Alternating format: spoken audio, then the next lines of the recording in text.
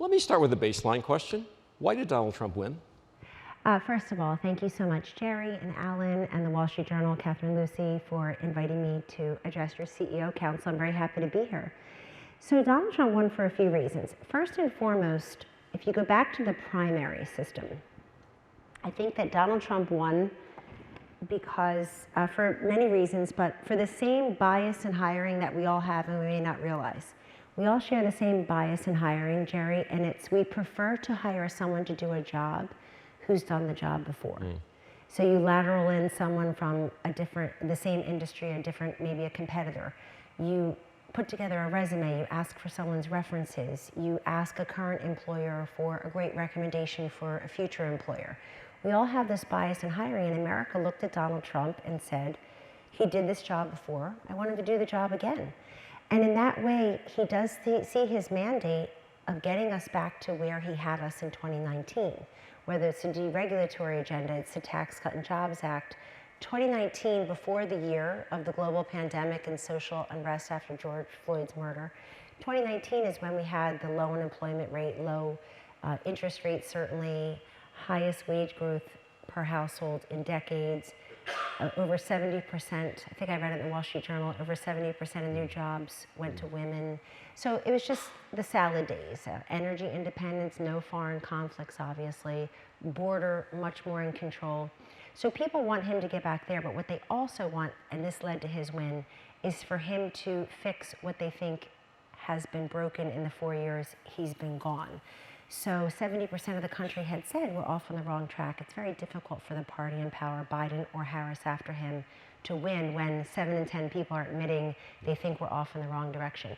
The other ways that President Trump won is, I think Kamala Harris's candidacy was a sign of the times, but I think that Donald Trump's candidacy, him as the candidate, was almost a metaphor for where many Americans want America to be and to go right now, which is when he gets up and he's bleeding and he says, fight, fight, fight, when he survives all these indictments and impeachments and investigations and insults and rip his name off the ballot, rip his name off of his buildings, rip him from his family company, and people say, you know what, whatever I feel about him personally or even politically the last 4 to 8 years, this is someone who's tough. And I will say, for all the folks who like to moan and complain, and even during the Republican primary, the argument was, I want Trump's policies without Trump's personality. Right. Many Americans have discovered you don't get Trump's policies without Trump's personality. And they want someone who's resolute and tough. Last thing I just want to say about process, this is key. I think what helped President Trump win and win big was the Republican Party and his campaign, and a lot of these outside groups got super smart and super bold and did what the Democrats had done for years, particularly in 2020, which is invest in what I call the non-sexy parts of politics. The early vote, the chase the low propensity, no propensity voters, becoming a resource to voters as to where to vote and when to vote. They spent millions and millions of dollars doing that, and him going on TikTok, not banning it, but going on it instead, and him going on podcasts also obviously made a big difference. But in that vein, how important was Elon Musk's contribution? Because Republicans are very happy with the way they micro-targeted their message, but that's not a cheap proposition. How crucial was Elon Musk's money? Elon Musk himself, I think more than his money, and then and now is an incredibly essential player in all of this, because Americans, particularly young men, don't look at Elon Musk as a celebrity. So Kamala Harris and other Democrats tend to have celebrities around them. We saw a lot of that this time. People really tend to tune that out, or it's not breaking news to them. Oh, Taylor Swift and Eminem, two artists who I happen to enjoy their music, and I've been to their concerts, but it's not breaking news to anyone that they would be endorsing Kamala Harris. People don't look at Elon Musk as a celebrity. They look at him as a job creator, as an innovator, as a futurist, as someone who launches launches a rocket, and if it melts down, just tries again, and maybe is going to take us into space to get some cures or discovery. A lot of young people, a lot of conservatives also see Elon Musk as the guy who saved Twitter for them. They don't feel silenced and shadow banned and censored anymore. A lot of the resistance picked up their toys and went to a different sandbox. I'm leaving Twitter, because they had it all to themselves. They could just sit there all day and tweet at each other about how terrible Donald Trump is. So that stopped. Elon Musk made his contributions fairly late in the game. And I think most of it is, I understand, maybe after President Trump was shot in Butler, but it's Elon Musk parking himself in Pennsylvania. That also is helpful because he's a one-of-a-kind asset. And he and Vivek Ramaswamy now saying, we're going to go and lead Doge as volunteers. It is a presidential commission. It's Executive Office of the President project. It is not congressionally mandated or legislated or created or funded. But I think they're onto something there, and people have a lot of enthusiasm and very high hopes for what they can do in terms of government efficiency. Well, so let's go there, because you said immediately after the election, rarely do you get a second chance as big as this one. Second chance to do what? Yes. So I was talking about that in this life, thankfully, we all get second chances. I don't know anybody who gets one as big as the one President Trump has just received, to be president again, and especially after he's overcome so much to get there. The second chance, I believe, is for him to, as I said earlier, get us back, do the things he did the first time. I'd say beginning with dereg and everyday affordability, but also to undo many of the things he sees have caused he thinks have caused great harm. He's learning about all these crazy programs in departments and agencies that have nothing to do with that department and agency. I think this election was also it was fairness over wokeness. We all know it was about inflation and migration and those things. It was about security and everyday affordability. But it was also a fairness election, Jerry. You know, a lot of Americans, if you listen to them in focus groups, if you read the polls as I do, a lot of Americans are saying, well, wait a second, this is just not fair. What's not fair? It's not fair to have plumbers and pipe fitters pay for student loans of doctors and lawyers. They'll say it's not fair that 10 million people came here illegally, and here's what's different from 10 years ago when Donald Trump elevated that into the national consciousness, and it was mired at 3 or 4% in my polling or the Wall Street Journal polling. It really wasn't up there. Yeah. Now migration and border security, which is more inclusive, that more expansive. That was the #2 issue in the 7 swing states, God bless you, in the 7 swing states and in national polls. I mentioned God. It's a safe space. There you go, I'm glad. Yes, the new safe space, God, wonderful.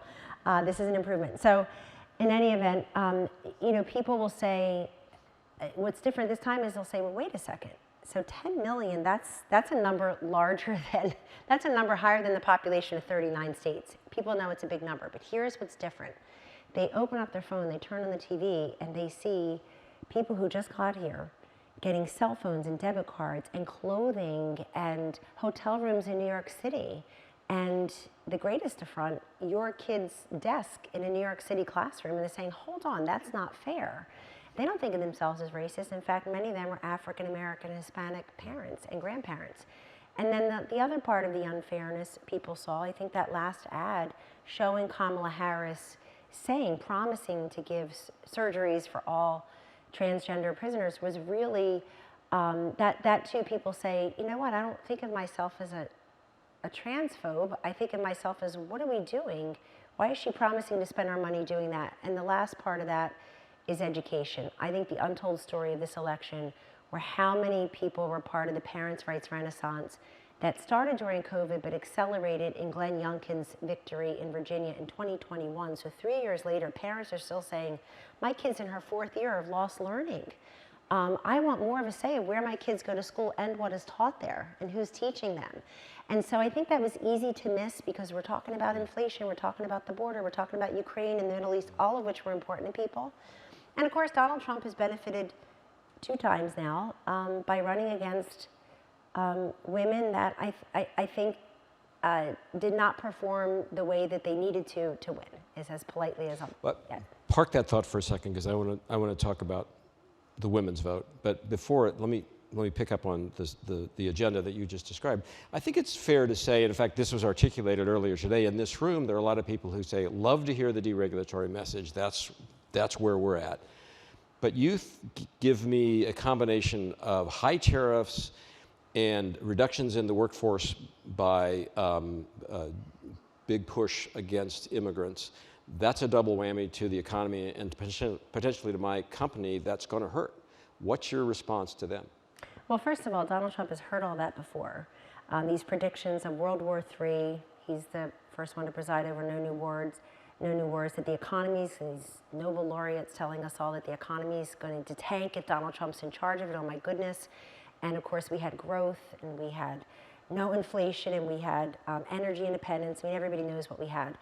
So in some ways, this is the sequel to the original. We've heard that before. I think there's a lot more optimism and curiosity and maybe a little bit more grace this time for President Trump in terms of, let's just see what he and his team can do. Jerry, I would say this. I'm going to quote Donald Trump. I'm going to quote Scott Bessent, his incoming Treasury Secretary, quote Howard Lutnick, his incoming Commerce Secretary. They've all weighed in on tariffs very recently. And it's a combination of the following. Tariffs traditionally have been used for two major purposes: to raise revenue or to protect important industries in our country. I think President Trump has added a third, and that's as a negotiating tool, a tool in and of itself, but also a negotiating tool to compel or incentivize behavior in other areas. So when he sends out his social media missive about to Mexico and Canada, and he threatens 25% tariffs, what was the message? It wasn't about goods and services. It was about crime and drugs. And he's saying to these two leaders of Mexico and Canada, respectively, get your crime and your drugs, get your criminals and your drugs out of our country. And then you won't have tariffs. So Donald Trump, I think, President Trump would probably look at tariffs as your choice, not his. Are you going to be a net exporter? Are you going to do more made in the USA? He's promising a 15% corporate tax rate if you are. And so I also think Lutnick and Bessent make good points about tariffs too. So let me put a plug in for each of them. They also make the point that, look, the tariffs, that existed or that we held off on and trying to help Germany and Japan rebuild their economies, for example, after World War II. Like, why are those still around? Yeah. What are we doing? I think they rebuilt their economies. We can argue about their economies now, but that's got nothing to do with World War II or tariffs. And also, I feel that President Trump he's consistent and transparent in that he's been the guy from the beginning who has said, I want reciprocal, fair trade deals that protect and benefit America, American workers, and American industries. So when he says, as he did over the weekend, that he's prepared to deport the Dreamers, does he mean that? Or is that a way to occupy a negotiating position for the coming conversation with Democrats in Congress about an immigration bill? No, I think he said he wasn't going to deport the Dreamers. You mean make a deal? He said he was going to deport, I believe, that, and I'm sorry, am I mistaken? I think he said he would make a deal with the Dreamers, or think about it. But the first and foremost, he and Stephen Miller, who was on his Maria Bartiromo show this past weekend, was very specific and granular about the deportation plan. It starts with criminals. It starts with folks on the watch list who, for very bad and sad reasons, somehow are here and shouldn't be here. And then it starts with folks who should not be here, and people trying to scare folks that it's going to be their grandmother or your landscaper of 30 years, or your that. Again, is a lot of what they do to scare people. I will just say for the record that President Obama and I believe President Biden both had more deportations than President Trump, so people should not think that this is specific to President Trump or the Republican Party. And in terms of the workforce, this is a president who has recast the Republican Party as the party of the worker. He did that in his first term. He did that all through this campaign, and he will continue to do that. Jerry, when I look at the election results, if you just look at what President Obama received among which core Democratic constituencies in 2012, and you look at what President Trump received in 2024, there's no mistaking that the Obama coalition is now Trump country.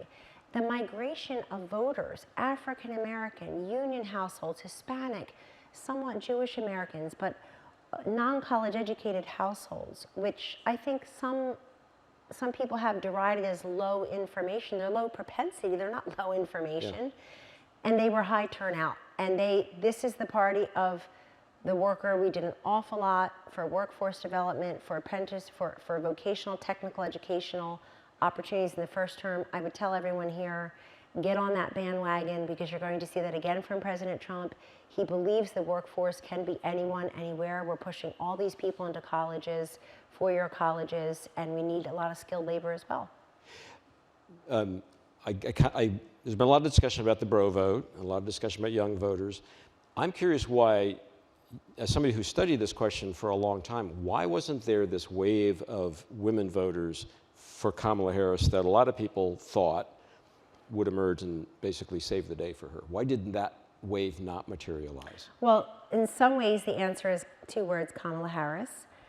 She did not run a good campaign. She's not an informative, a particularly informative or inspirational candidate. That is not an insult. I'm telling you the way that public received it. And if you don't believe me, go back and look at all the election results. They're, I think, tough to digest and not see that this was a sweeping rebuke of, I think, her as a candidate, but also the campaign she ran, which was this seemed to be like a little bit of a mishmash of identity politics. Some of the Obama people there sprinkled in with all of the Biden folks, the 500 people who were already there when he was at the top of the ticket, maybe a couple of her folks. Why do I say this? I say this because I think that her campaign proved, Hillary Clinton's campaign sort of suggested it, but Kamala Harris's campaign proved to me that money is not all it's cracked up to be in politics. They spent $2 billion. They spent so much money on paid political advertising, on some things that just don't make any sense in terms of getting voters to come out and turn out for you. As goes women. I am so proud of women, not just because Donald Trump won, but because I think this is the election, Jerry, where people said, that's it, no more. Are you going to tell me, whoever the you is it the media, is it Kamala Harris, the Democratic Party, is it the establishment, whoever the you is, you are not going to tell me anymore who I am, what I believe, and for whom I should vote based on my gender, my age, my religion, my sexual orientation, my socioeconomic status, my zip code, whether I'm married, whether I have children, whether I own a dog or a cat. Like, I'm going to make my own decisions. Yeah. And when you look at this, what President Trump and his campaign did so brilliantly is, yes, they turned out the vote among people, some of his core supporters. I think when people said base, they're trying to insult him. He had a base plus from the beginning, or he wouldn't have been the nominee, let alone the president. They're turning up the voters among low and no propensity voters who otherwise would support him and came out for him. But then they're mitigating the natural deficits that any Republican presidential nominee would have. Jerry, a generic Democratic presidential nominee winning, as Kamala Harris did, women by 8 points, is a shock. It is absolutely stunning. Hillary Clinton beat Donald Trump among women by 13 points, and we beat her for the presidency. Yeah. Joe Biden won by 13 points. President Obama beat Mitt Romney by 11 points among women, did even better in 2008 against McCain. So for the female candidate of color who's going to make history, come make history with me, while they're peddling abortion as the top issue, to only win by 8 points is a true devastation to a party. Why did women not come out? They did come out. We have been the majority of voters in presidential elections since 1964. We just had the 16th consecutive election where we decide who the president is. But we're not going to be narrowcasted.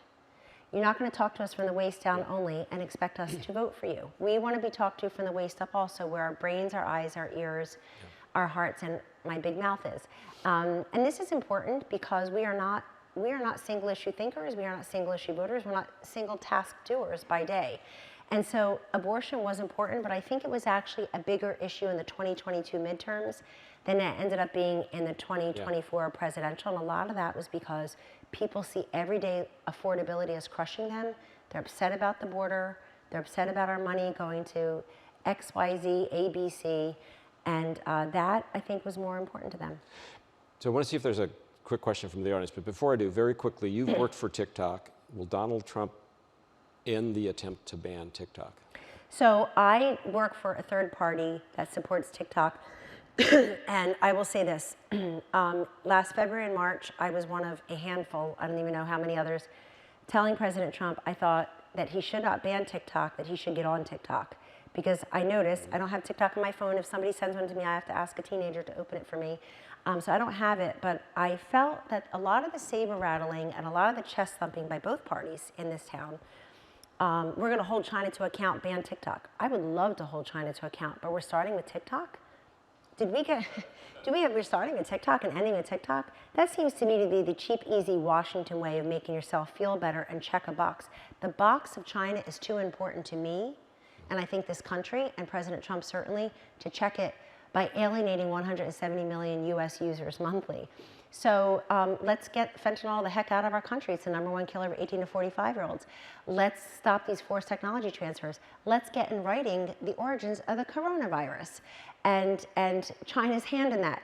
Let's make sure Taiwan is not militarily vulnerable, let alone invaded. Let's make sure the religious minority, the Uyghurs aren't persecuted. The list goes on and on. So I said to President Trump, look at this. You are 12, 13x over Biden organically on TikTok. He wasn't even on TikTok. His people weren't on TikTok, meaning his people were on TikTok. His team wasn't on TikTok. And so he saw that. And even when Vice President Harris became the nominee, Jerry, all the analytics say that his views on TikTok were 42% higher than hers. Forbes came out with a study 2 weeks ago, and it said of the 10 highest performing TikToks of 2024, 8 were from President Trump, and 5 in the last week. So a majority of the voters in 2024 voted early, but that last week was so critical for so many things, including him in the garbage truck, him at McDonald's, and then the Joe Rogan experience was seen by millions of people as it was happening, but it was seen by even more people on TikTok after the fact. So I think, look, this court case you can't spin it as any way other than a loss for TikTok. They've got until January 19th. I think that President Trump says he saved TikTok before. He could do it again. That's up to him. Yeah. But remember how he did that the first time. In 2019, pre-COVID, there was this threat to strip them from U.S. app stores and strip their app from U.S. stores. And instead, he had lots of American companies and American individuals saying, I would like to put in a bid and buy TikTok. So what he did was he said, I want American data in American hands on American soil. And he had Oracle, Larry Ellison and Safra Catz developed this program that still exists. Yeah. This infrastructure still exists. So that's possible.